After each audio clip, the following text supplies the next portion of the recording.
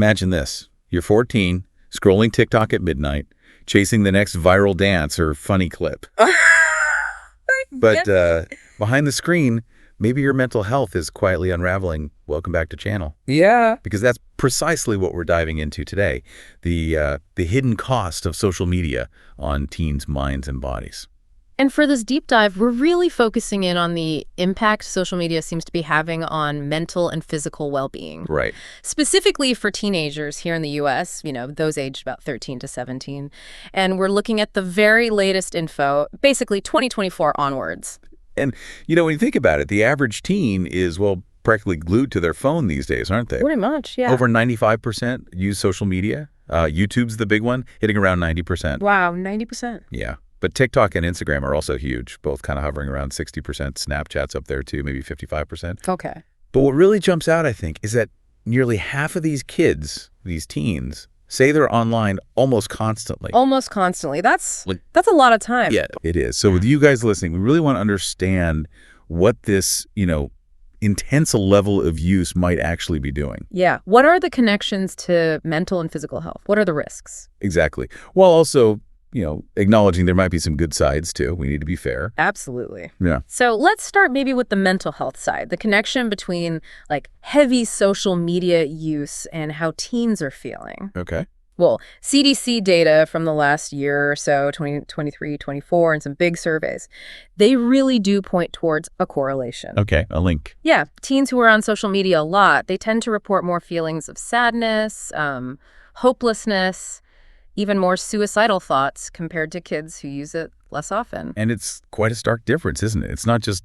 a small thing. No, not at all. We're seeing numbers like 41% of the heaviest users rate their own mental health as poor? 21%. Compare that to, I think it was about 23% for teens who use social media less. Right. That's a big gap. It really makes you wonder about the psychological toll, It does. And something else for you listeners to think about is how it might chip away at self-esteem, maybe body image, too. The body image stuff, yeah. The U.S. Surgeon General's data, it showed something like 46% of teens say social media makes them feel worse about how they look. Almost half.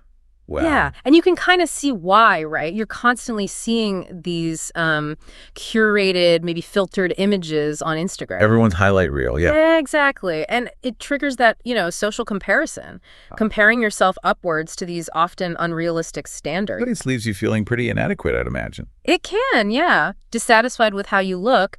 And it's not just static images. Think about TikTok. Oh, yeah, the short videos. Right, those quick clips, often really focused on appearance.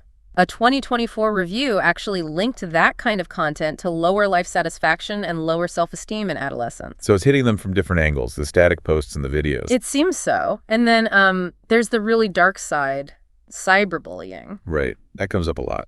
Our 2024 CDC research, it shows pretty clearly teens who use social media frequently, they just experience more bullying and harassment online, higher rates. And the consequences of that. Yeah. They must be significant for mental health. Oh, definitely. Increased depression, more anxiety, and tragically, it can link to suicidal thoughts too.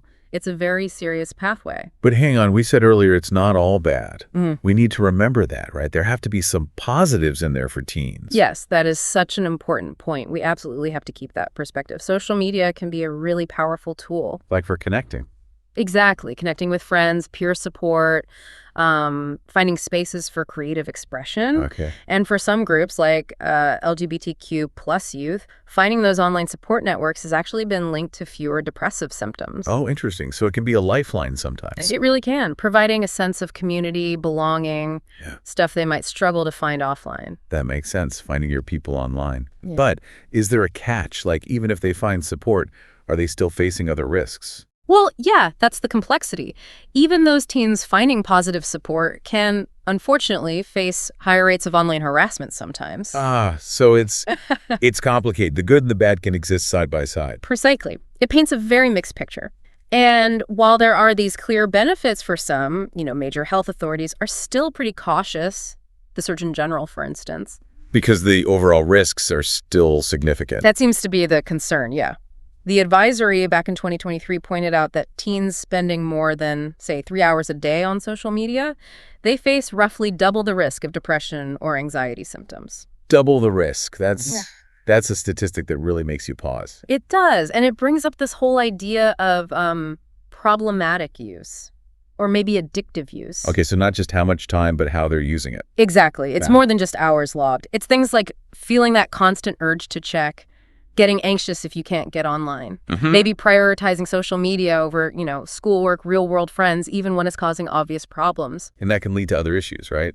Like pulling away from people. Yeah, social withdrawal, sometimes poor performance in school. It's all potentially interconnected. Okay, so that's the mental side. Yeah. What about the physical?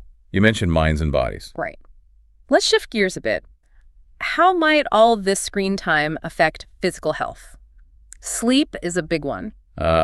Sleep. Yeah, I can see that scrolling late at night. Exactly. It's so easy to get caught up, right?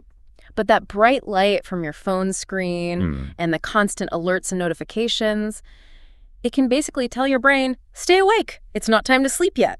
So it messes with your internal clock. It really can. Makes it harder to fall asleep when you finally do put the phone down. Yeah, trying to wind down after all that stimulation probably doesn't work too well. And the research is backing this up pretty strongly now. There was a study presented just this year, Sleep 2024, showed a clear link. Higher social media use, shorter sleep duration in teens. Less scrolling, more sleep. Makes sense. But what's really interesting for you listeners is they also did brain imaging. Oh, wow. What did they find? They saw different activity patterns in brain areas related to, like, impulse control and the reward system. In the heavy social media users with poor sleep. Exactly. It suggests that maybe that late night scrolling is, overstimulating those parts of the brain, making it harder to switch off. So your phone is kind of hijacking your brain's sleep signals. Yeah. That's kind of disturbing when you think about it. It is, and it can create this feedback loop. How so? Well, if you don't get enough sleep because you were scrolling late, that lack of sleep might actually make you crave those quick dopamine hits from social media even more the next day. Oh, so it reinforces the habit. Less sleep leads to more scrolling, leads to less sleep. Potentially, yeah. It's a cycle that can be hard to break. And we all know how rubbish you feel after a bad night's sleep. Tired, cranky. Totally. And it's not just feeling tired. Chronic sleep deprivation, which this can lead to, has real consequences. Like what? Well, the obvious stuff. Fatigue during the day, trouble concentrating at school, being more irritable. Right. But also, potentially, a weaker immune system. And as we already touched on, it bumps up the risk for depression and anxiety, too. The CDC links are pretty clear there. So, less sleep, more screen time. Yeah. Definitely not a great recipe for well-being. Not at all.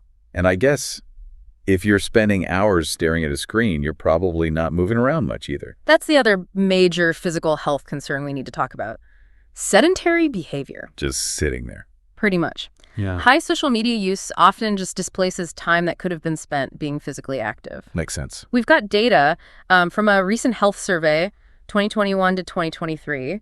It shows a really clear pattern. Okay. As screen time goes up, the percentage of teens getting enough physical activity goes down significantly. Can you give an example? Sure. So for teens spending over 4 hours a day on screens, only about 54% are hitting recommended exercise levels. Okay, just over half. But for those with under 2 hours of screen time, it jumps to about 70%. Wow, that's a big difference. Something for you listeners to really consider about your own habits or your kids' habits. Absolutely. It's like every extra hour strolling could literally be an hour not spent running around, playing sports, just moving. Yeah. And there was another study, 2024, multi-country, really hammered this home, found teens are spending on average something like 8 to 10 hours a day being sedentary. 8 to 10 hours. That's most of their waking day almost. It's a huge chunk. And what was concerning was that simply having a social media account was linked to higher sedentary time overall. So just being on the platforms makes you sit more. It seems associated, yeah.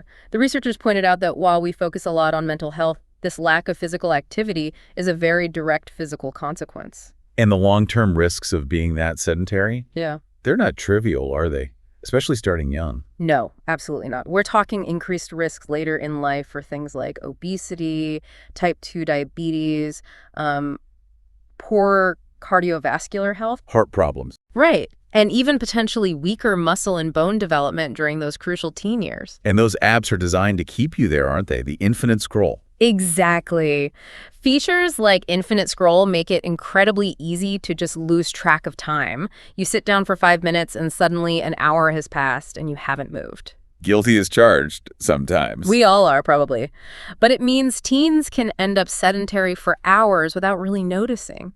That's why the CDC talks about finding a healthy screen-life balance. Making sure there's still time and space for exercise. Crucial. Absolutely crucial for physical development and long-term health. Okay, so wrapping this part up. It really does sound like social media is, well, a double-edged sword.